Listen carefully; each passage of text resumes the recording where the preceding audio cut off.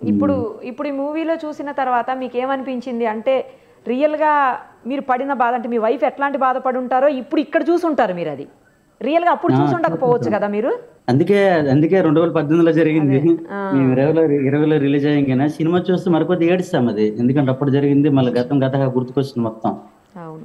అంటే అప్పుడు ఆమెకు ఫస్ట్ తెలిసి నుంచి ఆమె ఎంత బాధపడ్డారు. కానీ మీకు తెలియదు కదా! ఆ బాధను నాకు మీరిప్పుడు తెలిసింది. చూసుంటారు. ఆ! యెస్. యెస్. కదా! నిజం. హ్మ్. నిజం. నిజంగా ఇంత పడిందా నా వైఫ్ బాధ అని అప్పుడు అర్థమై ఉంటది మీకంటున్నా. నిజం. అది మాత్రం నిజం. మీరెన్ని చాలా కష్టాలు బాధపడ్డాను. పడుతున్నారో జైల్‌లో అది మీ వైఫ్ ఇక్కడ చూసుంటారు. అంతే. రియల్‌గా సాధ్యం కాదు కదా! చూడడం జైల్‌లో.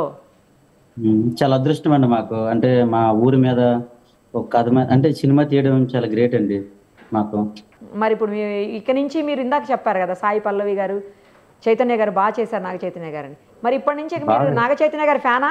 ఫ్యానే మరి. ఎందుకంటే ఆ రోజు హైదరాబాద్ ఎళ్ళేటప్పుడు ఫ్రీ రిలీజ్ ఫంక్షన్ అయిపోయిన తర్వాత వెంటనే అన్నపూర్ణ స్టూడియోకెళ్ళేటప్పుడు హ్మ్. మా పాప పుట్టినరోజుకి ఇద్దరు దగ్గరుండి కేక్ కట్ చేయడం, ఓహ్!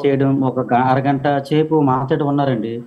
చాలా హ్యాపీ అనిపించింది మాకు. వాళ్ళకి ఎన్ని పనులను వదులుకొని పాపం వచ్చారని చాలా గౌరవంగా కూర్చొని పెట్టి ఫ్రీగా ఒక ఒక అన్నయ్యలాగా సాయి పల్లవి చాలా పక్క పక్కన కూర్చొని మాట్లాడడం, మా పాపకి కేక్ కట్ చేయడం చాలా హ్యాపీ హ్మ్. అనిపించింది ఆ రోజు. మీరు ముందు ఎవరి ఫ్యాను? ఈ మూవీ హ్మ్. కంటే ముందు, ఇది చేయకముందు ఎవరి ఫ్యాన్? చెప్పండి పర్వాలేదు.